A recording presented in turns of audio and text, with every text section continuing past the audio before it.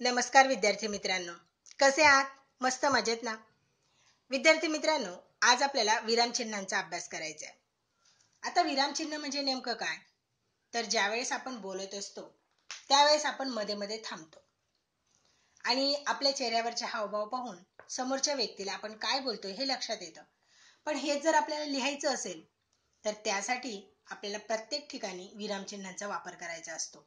जसं आश्चर्य असेल, प्रश्न विचारायचा असेल, क्रोध असेल, संताप असेल, अशा ज्या भावना असतात त्यासाठी काही ठराविक चिन्ह दिलेली असतात आणि या चिन्हांनाच विरामचिन्ह असे म्हणतात.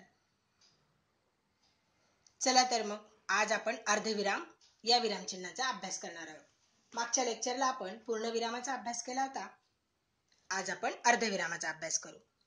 आता पहा बाळांनो, दोन छोटी वाक्ये उभयाने अव्ययाने जोडली असता पहिल्या वाक्याच्या शेवटी अर्धविराम देतात.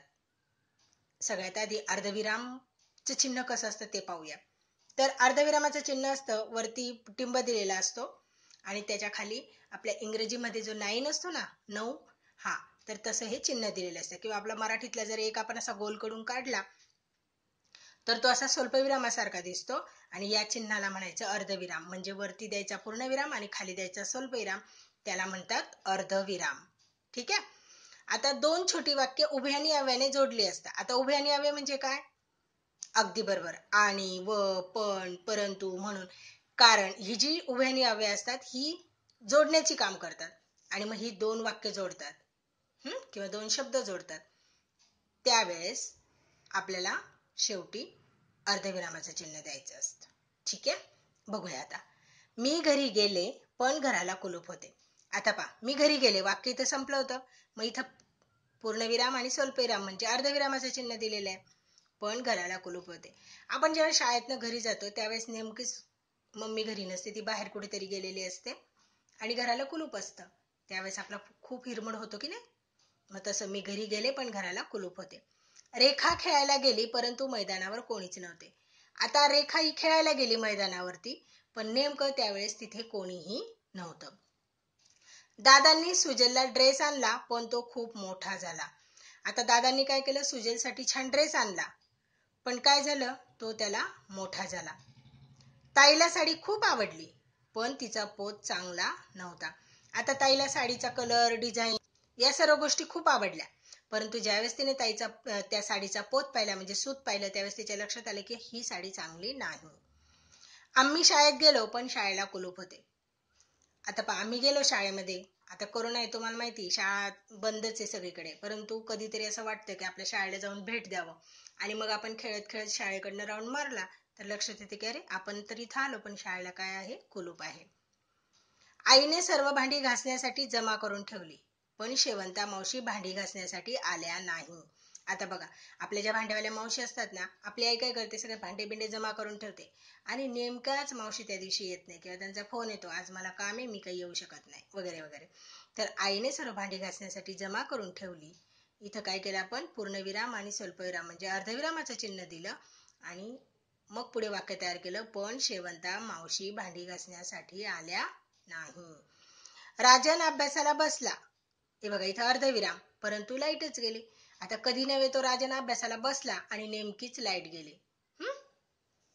प्रताप भाषण छान करतो.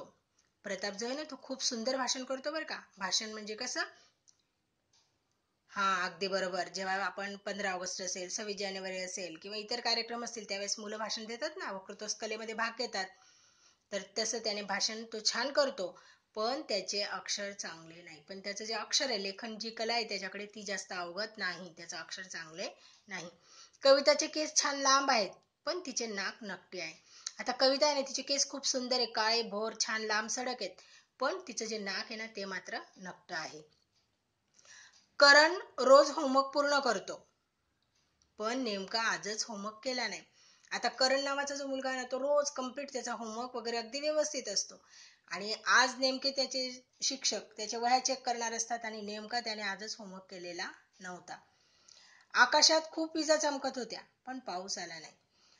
बघा, आकाशामध्ये बऱ्याच वेळा काय होतं, पावसाळ्याच्या दिवसांमध्ये खूप ढग येतात, विजा चमकतात आणि खूप वारा वादळ सुरू होतं आणि अचानक पाऊस निघून जातो. पाऊस काही पडतच नाही पण विजा चमकत असतात आणि वादळ वारं सुटलेलं असतं. गड आला पण सिंह गेला. आता बघा हा, गड आला पण सिंह गेला, हे वाक्य तर तुमचं चांगलंच पाठ असेल. कोणी म्हटलं ते वाक्य? अगदी बरोबर, शिवाजी महाराजांनी. हा, हो बरोबर, तानाजी मालुसरेंबद्दलचं हे वाक्य, गड आला पण सिंह गेला. शरदच्या घरी चोर आले होते पण दागिन्याची पेटी चोरांना सापडली नाही. बघा, शरदच्या घरी काय झालं, तो चोर आले होते चोरी करण्यासाठी, पण नेमकं काय झालं तर दागिन्याची जी पेटी होती ती काही त्यांना सापडली नाही. मी 10वी पास झालो पण खूप कमी गुण मिळाले. मी एकदाच्या 10वी पास झालो पण मला मार्क जे होते ते खूप कमी मिळाले. मामा मामी आले अर्धविराम पण त्यांनी रोहनला आणले नाही. म्हणजे बघा, मामा मामी हे 2 जण आले परंतु त्यांचा जो मुलगा होता रोहन, त्याला मात्र त्यांनी आणले नाही. छगन गरीब आहे पण तो चोरी करणार नाही. मला मान्य आहे की छगन हा गरीब आहे परंतु तो चोरी करणार नाही. छाया रंगाने सावळी आहे पण नाकी डोळी छान आहे. छाया नावाची जी मुलगी ती रंगाने सावळी आहे परंतु तिचे जे नाक आणि डोळे ते अतिशय सुंदर आखीव रेखीव आहेत. राणी नृत्य छान करते. राणी नावाची जी मुलगी ती नृत्य खूप छान करते पण तिचा आवाज चांगला नाही. पण तिचा जो आवाज आहे ना तो मात्र चांगला नाही. म्हणजे तिला जर आपण गाणं वगैरे म्हणायला सांगितलं तर मात्र तिचा आवाज चांगला नाही. मी निबंध स्पर्धेत भाग घेतला. मी काय केलं तर निबंध स्पर्धेमध्ये भाग घेतला अर्धविराम, पण माझा नंबर आला नाही. म्हणजे निबंध स्पर्धेमध्ये जेव्हा आपण भाग घेतला त्यावेळेस त्यांना असं वाटत होतं की आपला नंबर यायला पाहिजे, असं प्रत्येकालाच वाटतं की नाही. तसं या मुलीला पण वाटलं, परंतु झालं काय की तिने निबंध स्पर्धेत भाग तर घेतला पण नंबर आला नाही. आणि बाळांनो, कधीही भाग घेत आपण कुठल्याही स्पर्धेत जर भाग घेतला तिथे जर आपला नंबर आला नाही तर अजिबात त्या गोष्टीसाठी वाईट वाटून नाही घ्यायचं. पुढच्या वेळेस खूप जोराने तयारी करायची आणि त्या स्पर्धेमध्ये आपला नंबर नक्की येतो. राजन मोठा होईल मग तो मला साडी घेईल. आता राजन अजून लहान आहे, तो जेव्हा मोठा होईल, राजन मोठा होईल अर्धविराम मग तो मला साडी घेईल, आणि मग जेव्हा तो मोठा होईल ना तेव्हा तो मला साडी घेईल. तर असे हे अर्धविरामाचे वाक्य आहेत. विद्यार्थी मित्रांनो, या विराम चिन्हांचे जे आपण हे जे उदाहरणं बघितलीत आता, या उदाहरणांचा तुम्ही चांगला अभ्यास करा. तुम्हाला कुठेही अडचण येणार नाही. फक्त विरामचिन्हे शिकत असताना ती नेमकी कुठे द्यायची, कशा पद्धतीने द्यायची याचा आपण अभ्यास केला पाहिजे. हा जर आपला अभ्यास परफेक्ट असला तर आपल्याला अडचणी येत नाहीत. ओके बेटा, bye, take care, have a nice day. आणि हो, घरीच राहा आणि सुरक्षित राहा. बाय.